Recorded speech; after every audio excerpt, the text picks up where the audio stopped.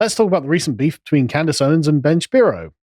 And this really focuses around Israel and Palestine. I think it also focuses around a fault line that's present within America, and that is that Black Americans and Jews don't always get along. I'm not sure that's necessarily it. That is a fault line, don't get me wrong. But I think part of it is which narrative has more moral weight. I don't know if this is necessarily Candace's motivation, but the people that are piling into this with various ethnic lenses looking at it are thinking, has slavery got the more legitimate claim to be the founding myth of the current order, or has the Holocaust got more legitimacy? That is a discussion that is happening, but I don't actually think that's really what is the main confrontation between Candace Owens and Ben Shapiro. Because Candace Owens hasn't lent on that at all, actually, because she famously she wants a victor mentality rather than a victim mentality, which actually I totally endorse. I think that's exactly the right way to think about these things. And actually, I think Candace Owens is approaching this more from the position of a mother, right, because of what Israel is doing to Gaza in response to the October 7th Hamas massacre. And Ben Shapiro has taken a very one-sided and hardline stance on this, assuming that this would be an uncomplex moral issue. But actually, it turns out it's not an uncomplex moral issue. And Candace Owens is kind of getting it in the neck from Ben because she's pointing that out. If you're anything like me, witnessing the gradual decline of Western civilization can really drain your energy. But if you want to get through the day with your sanity intact and keep a sharp mind as we wade through the ashes together, a good night of restful sleep is vital. That's why you need Rest Again. Rest Again is a natural supplement that contains 11 scientifically backed ingredients designed to get you to sleep and help you to stay asleep by working with your body's natural processes and not against them. Rest Again wants to ensure you get a great night's sleep and make sure to do this by sticking to doses of ingredients that have been shown to work and have not chosen the cheap option for you. Rest Again starts by supplementing the vitamins that your body needs to produce GABA and melatonin, the sleep chemicals, naturally, including vitamin D, B6, and magnesium. Then, Rest Again adds in herbal extracts like ashwagandha and L-theanine, which have been shown in scientific studies to help people get a better quality of sleep. And to top that off, Rest Again gives you what you need to get to sleep at night, not just after your body has started producing what it needs. That means an extra dose of melatonin and GABA that tells your body it's time to sleep. Rest Again doesn't claim to be magic and can't promise you that it will work for you, but if you're not getting the results that you're satisfied with, then Rest Again guarantees to give your money back. So if you're interested in improving your sleep, then click the link below and get 25% off. And she's also heavily pregnant at the moment. She is, but she's handling herself really well. So it's, I don't want to say like, hormones, because no, I'm not seeing any evidence of that. She's actually doing a great job. But before we begin, go and check out our merch store. Go and help us out. Support us by buying some merch. And I designed all this merch myself, and the Dirty Dirty Smear Merchant shirt is back. But my favorite one, I think, is the Marcus Aurelius one, which is, if it's not right, don't do it. If it's not true, don't say it. Simple as. It's just that simple, right? And this actually is something you could say to Israel. If it's not right, don't do it. And so you won't have to continually have to try and fight a propaganda war in justification of what has already happened or what you plan to do in the future. Because frankly, I think that Israel is losing the propaganda war. And there's a good reason for that. It seems that a lot of what Israel is actually doing is not really very defensible. Now, I'm not anti-Israel. I'm not pro-Palestine. I'm not on either side of this argument, because as far as I'm concerned, these are two different peoples thousands of miles away whom I just have no relationship to. This is an ancient blood libel that England shouldn't have to deal with. Exactly. I'm an Englishman. But we will deal with the fallout, though. Well, absolutely. But this is not really reconcilable at this point. That's the problem. And that's why Ben Shapiro and Candace Owens are going at each other. So let's just begin with Ben Shapiro's position on things, shall we? It's very nuanced. Yeah. So Ben Shapiro hadn't tweeted anything after October the 7th, until this on October the 9th, which is just Hamas in the very near future is going to get a good solid understanding of this important chart. It's like, okay. Now that's true. Now, Hamas, yeah, yes. The issue is when Hamas embed themselves and put their hands in hospitals, there will be civilian casualties. And there are lots of people who are saying, well, look, Hamas they're using human shields. They're not prepared to come out and fight like men. It's like, well, obviously, I'm not in any way in favor of them, but what would you expect?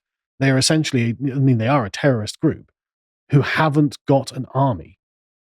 They're going to fight a guerrilla war, and guerrilla wars are fought in civilian populations because that's the only shield that a guerrilla army has. I think it's fair to say that our position is we would be happy if Hamas was eradicated tomorrow, but the means of doing so is not so simplistic because there will be children caught in the crossfire.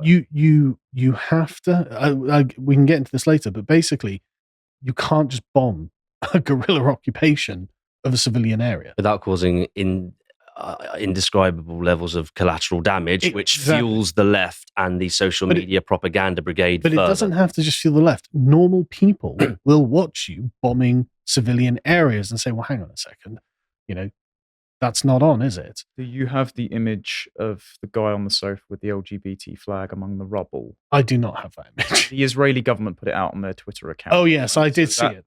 That kind of thing doesn't look good. Gay pride Israel flag flying in Gaza. And it's like atop the rubble. Atop the rubble. And it's like, okay, that's not really what this is about. And lots of children have died. So actually, posting stuff like this, Ben Shapiro knew what the sort of result would be because this was before Israel's invasion of Gaza. And unrepentant or unsympathetic is definitely one way to put it.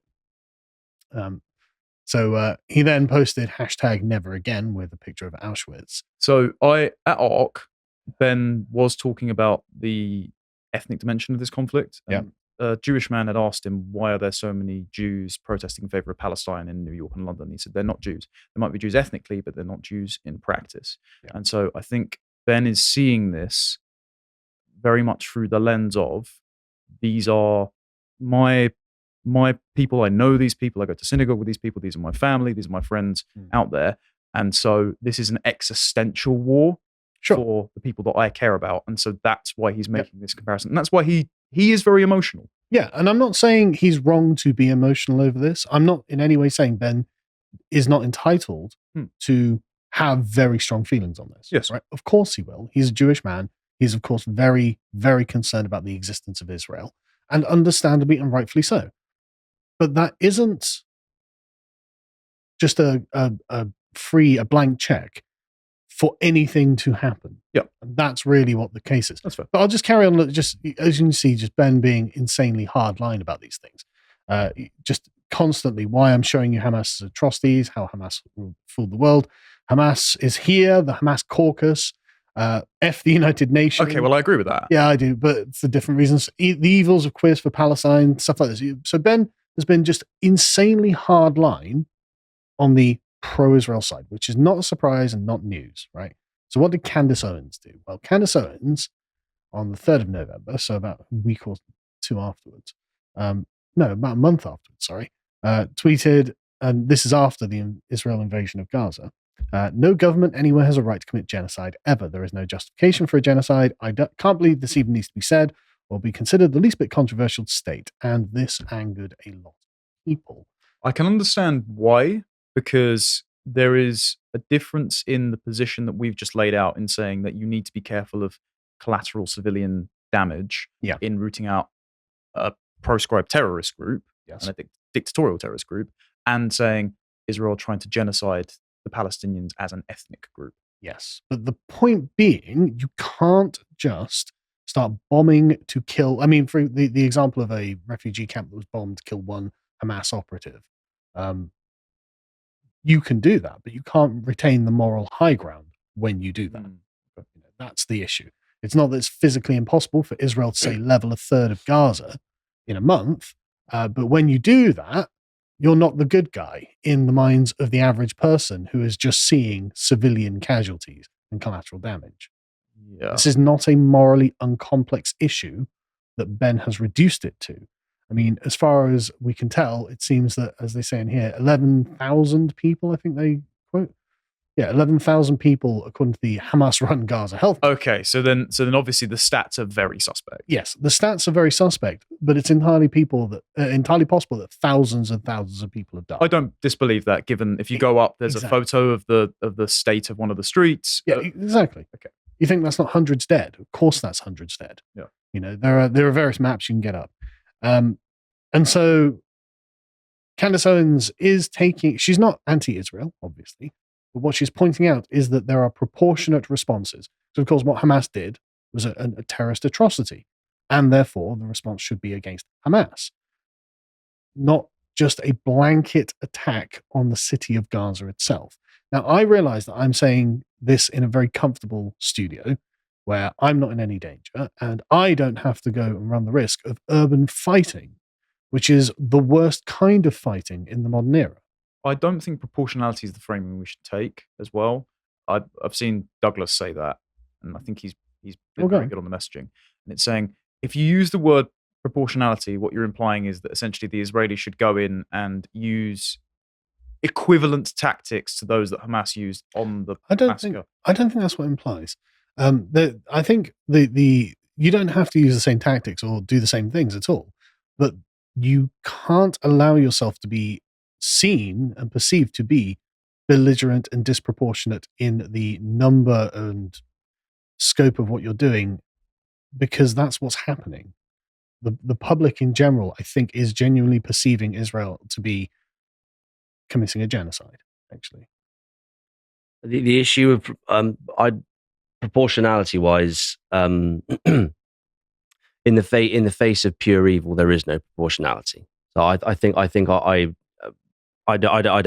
understand the concept, but I think the guerrilla warfare thing, I think it's unwinnable unless in guerrilla warfare like this, unless you level the site, you're not going to win it. Possibly. That's not said with an endorsement. It's just an observation. It's not an endorsement.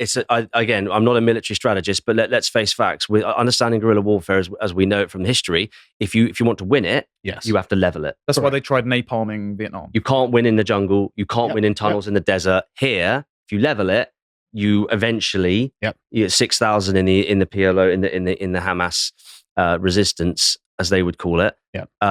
You have to level it. So that's the first thing. And so I don't think that proportionality applies here. And it to them, it definitely does apply, because even if that is true from a purely Machiavellian military calculus, there is still the human dimension that, well, half of Gaza is under 18, right?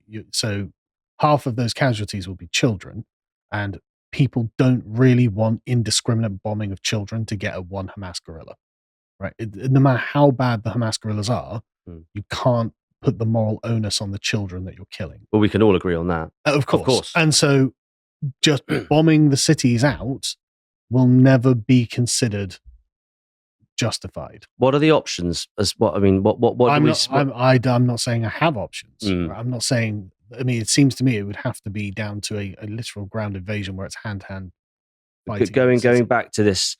Going back to what I'm very, very versed in what Candace has said and also in what you're saying. And for me, the situation, conflict in the Middle East, since the 80s, and I started to learn about this, I'm just there going, this is just awful. Oh yeah. I have nothing to say. Oh yeah. My father had nothing to say. He said Northern and Southern Ireland, Middle East, said stay out of it. Yeah. There are no words. It is just awful. That's the thing. I'm not trying to endorse or condemn either side, to be honest. I'm trying to point out what the public perception of this is. Do they have to care about the public perception though as well? Because I think that's where that's kind of the angle I'm coming from here with regards to the propaganda war in the age of social media. And I know that it's at the end of every arm, and it's there, and it's outrage culture. And I've seen the amount of women that are on the front line who are activists now. I think what's the incentive structure for Israel itself to care about public perception when both sides of the US House, for example, are still going to fund them anyway, no matter how many cities they bomb? Yeah, so I don't think the view of proportionality matters to them. Not in the short term, no, but in the long term, yes. Because there was a leaked, I should have got this actually, leaked audio from Jonathan Greenblatt of the ADL. Right. That I don't think was AI generated, because it actually sounded very persuasive. Of him saying, look, we've lost, it's not the left or right war we've lost, because obviously he hasn't. It's the generational war. The Zoomers just don't care. That's true. Right? And so in 20 years' time, Zoomers are not going to be voting for money and weapons to Israel. They're not going to be voting for it. They don't care. In fact, a lot of them don't like Israel, actually. But then neither party is not going to not fund Israel. Now, in the immediate, yes, that's correct. In a generation, I don't know if that holds true. I don't think that's. I think what you're saying is that this is all tactically dangerous, and it's not just about it being tactically dangerous, because there is a moral weight a moral burden, debt being incurred by Israel through their actions right now, and that's what people generally are perceiving, whether the rightness or wrongness of their actions in the sort of immediate political sense is, right or wrong. This is what people are noticing, right? There are lots there are lots of people who are just normal. Like, I was in a taxi the other day with this English taxi driver. I'm like, how's it going, man? And he literally just was like, yeah, I hate this. This is pretty rough in Gaza, isn't it? I'm like, he doesn't know about anything, he doesn't know about anything, really. He's just a taxi driver. But like, he's seen the news and he's like, oh, bombing kids, that's bad.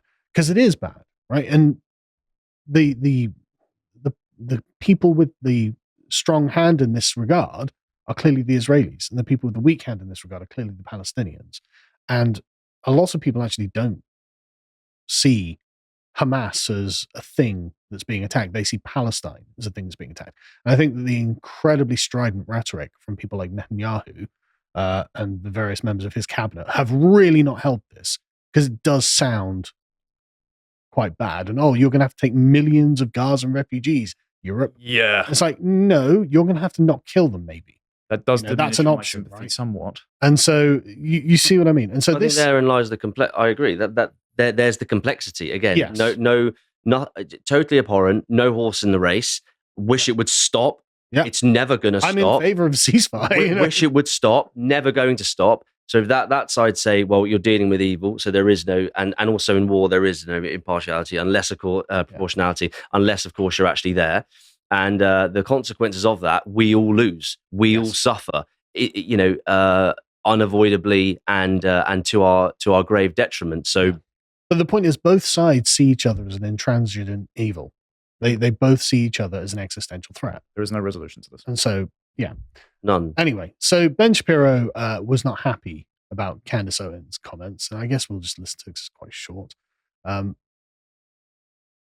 Yes, the question was about Candace Owens. I think her behavior during this has been disgraceful. Without a doubt. I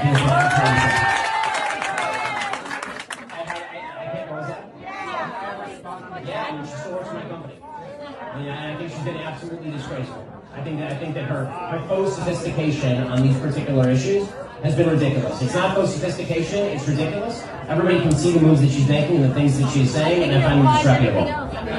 So you can get a more harsh condemnation, calling Candace Owens' concern for the loss of the lives of children faux sophistication, because Ben Shapiro has reduced the moral complexity of this to us good, them bad. And this is in the context of him owning Daily Wire. She technically works for him under his contract. And I will just say, we disagree plenty of times on Lotus Eaters. We've made debate segments behind the paywall.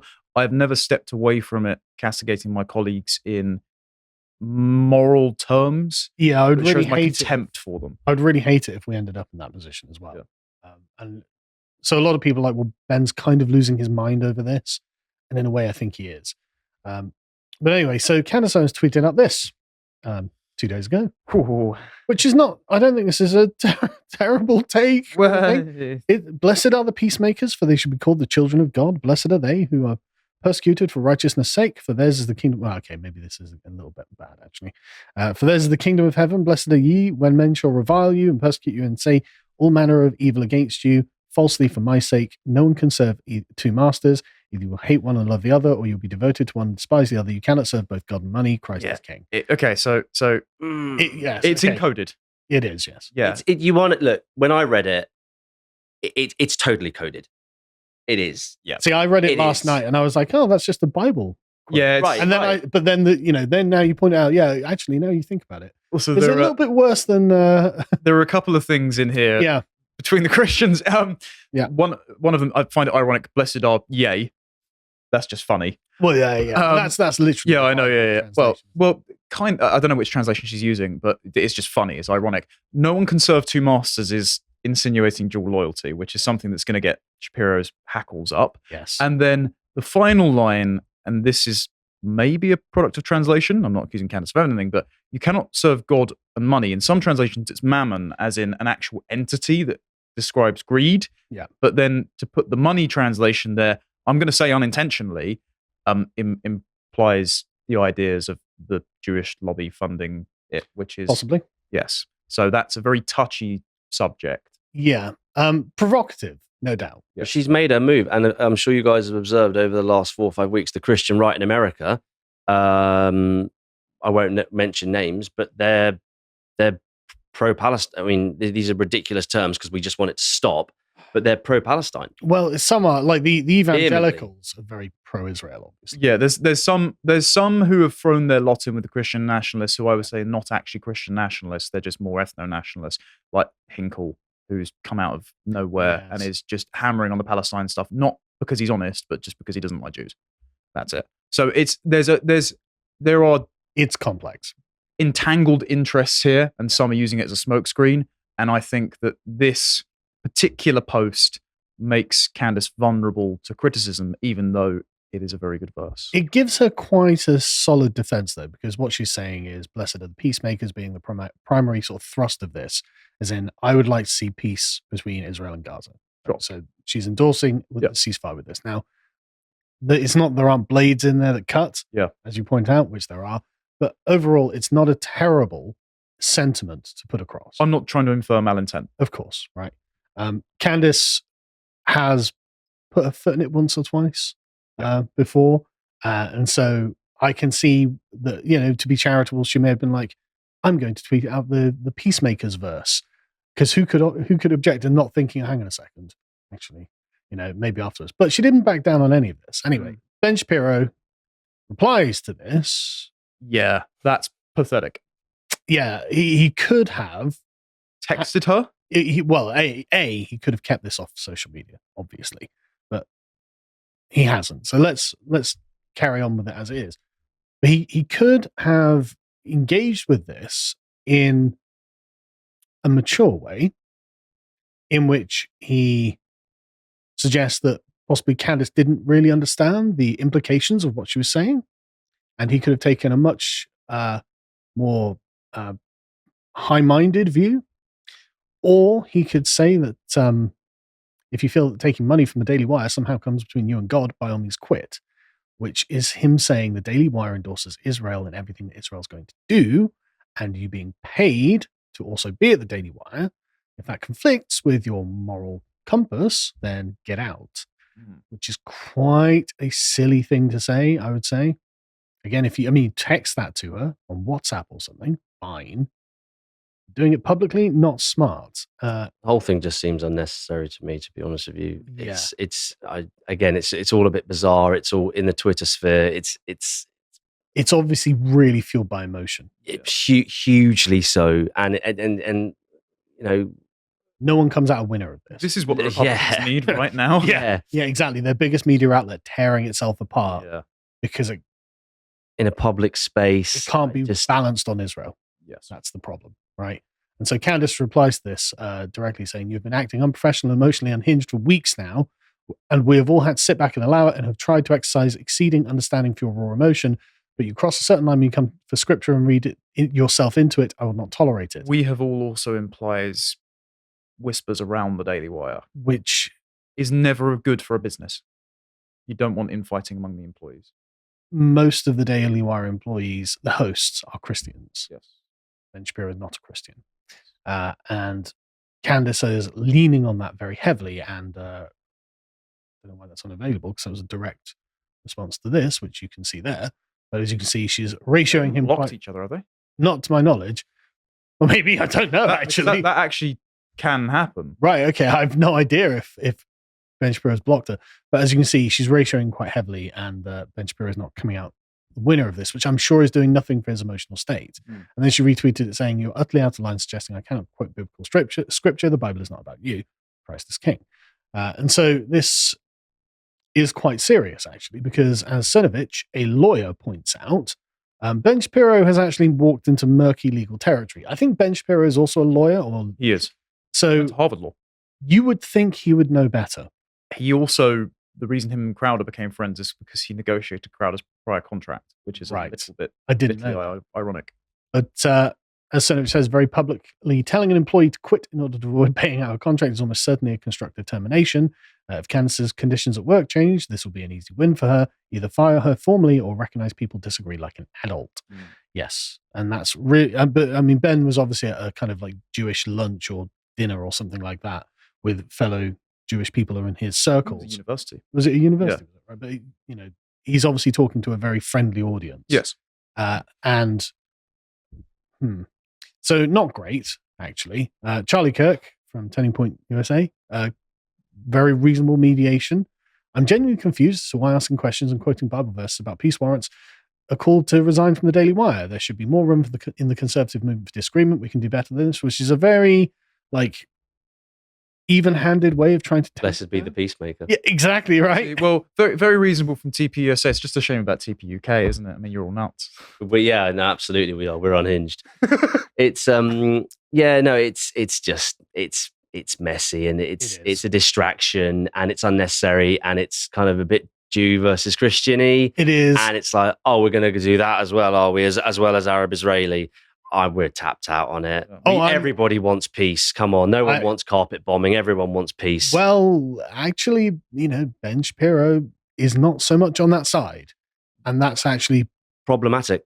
Part of the problem, isn't it? Yeah, not gonna lie, problematic. So sorry, Ben. Actually, you can't just level all of Gaza like that. Israel is not actually allowed to just do that, And so, Candace actually has some firm moral ground to stand on here, even if Ben Shapiro and the sort of that wing of politics don't like it. Whether you agree or not, the public perception, and I think probably correct, is that actually Candace's original post that, look, Israel doesn't have the unilateral right to just eradicate people of Gaza. That's true. I agree. And this all I'm hearing and seeing, this just further splinters the right. Yes. That's all it does. It's more division. Yeah. And it's more division in a time when we literally don't need it. But that it means that the pro-Israel side of the argument have to admit that Israel can do something wrong. That's basically what the argument is. And Candace went on Tucker Carlson's show yesterday, in fact, although it's sort of been pre-recorded, and made just a series of very moderate and sensible points on this. It's very reasonable. I'll let you watch it in your own time. But she points out the pro-Israel lobby is turning into a kind of Black Lives Matter style lobby where it's polarized in one direction and unable to accept truths in another. And that's part of the issue. But I'll leave that there because it's a very sensitive thing and I look forward to reading the comments. Thanks very much for watching that segment from the podcast Lotus Eaters. I hope you enjoyed it. And if you did and want to find more of what we do, you can sign up for the website for as little as £5 per month to get access to all of our video series, including Josh's Contemplations. Currently, episode 150 is out, where he, Dan, and Bo discuss new space discoveries. And as well, if you sign up for the website through Stripe at the moment using code birthday, you can get a discount of 33% off for your first 3 months of your subscription. So take advantage of that while you can. And if you'd like to follow Josh and see what he gets up to on a daily basis, you can follow him on Twitter @JoshFirm. Thanks very much for watching and take care.